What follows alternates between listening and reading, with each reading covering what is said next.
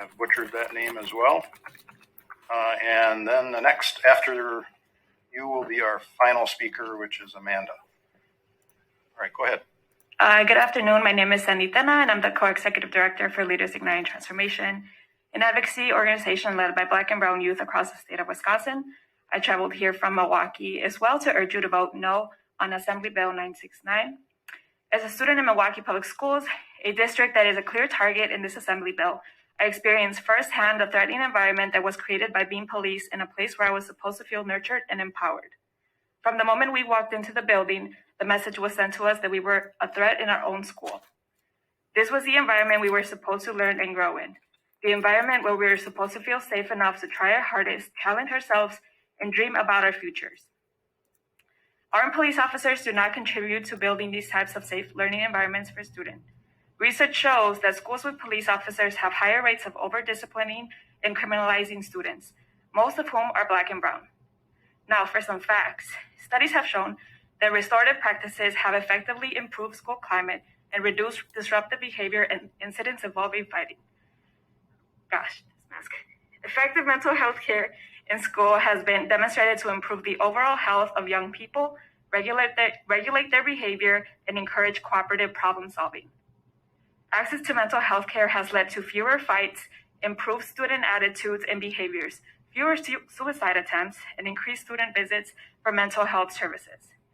Increasing the number of school counselors has been directly linked to a reduction in fights, bullying, and school infractions. The presence of school counselors has been proven to foster a sense of belonging for young people and a better relationship between school staff and students. Finally, because I know someone will ask, what about school shooters? Evidence shows that neither cameras nor metal detectors nor armed officers have deterred school shootings. Some researchers have found mass shooters are actually drawn to locations with armed guards, as many are seeking a violent end to their own lives. The Columbine, Virginia Tech, and Stoneman Douglas shootings all took place in schools where armed police were present. We're more than 2 years into this pandemic, and it is extremely insensitive for the authors and supporters of this Assembly bill to not only propose the bill, but to propose using American Rescue Plan funds intended for public health to pay for this atrocity. Stop attempting to dismantle public education and stop attacking Wisconsin youth. If you want to improve reading levels, math scores, and other academic areas, start by investing in quality education instead of planning for all the ways in which you could push students out of the classroom and into prison. Thank you. All right, any questions? I see no questions, all right.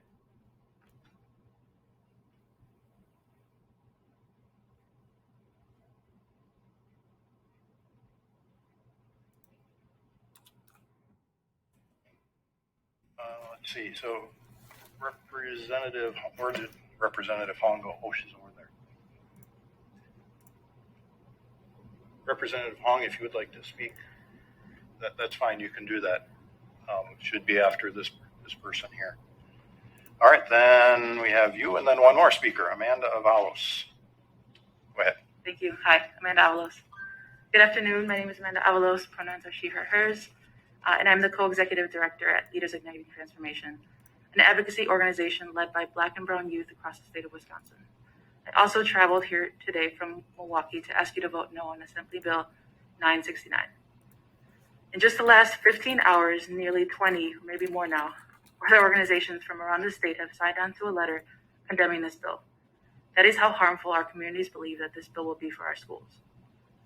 We know that placing armed officers in schools does not make students and staff safer, nor does it address the root cause of so-called incidents that occur in school settings.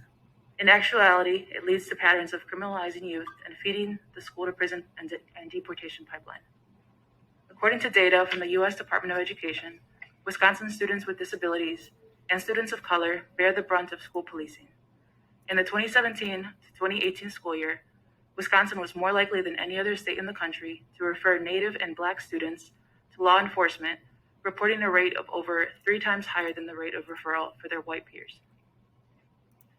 Using funds from the American Rescue Plan, money that was intended for pandemic relief, towards putting armed officers in schools is not the solution to challenges that students and teachers are experiencing. Instead, we should invest this money in programs that foster the behavior and healthy community that we want to see. So on behalf of myself and the staff at Leaders Igniting Transformation and our coalition partners from around the state who are also invested in the success of our public schools, I ask you to vote no on Assembly Bill 969. Thank you. I know Thank it's you. been a long day, but I also do welcome questions if you have any. Representative Considine has one. I don't have a question, but thank all four of you for being here and bringing your perspective, because I really value it, and I'm glad we heard it. I see no others. To the five of you, I think I saw you here right away today, so kudos to you for your patience and hanging out to the final bill. So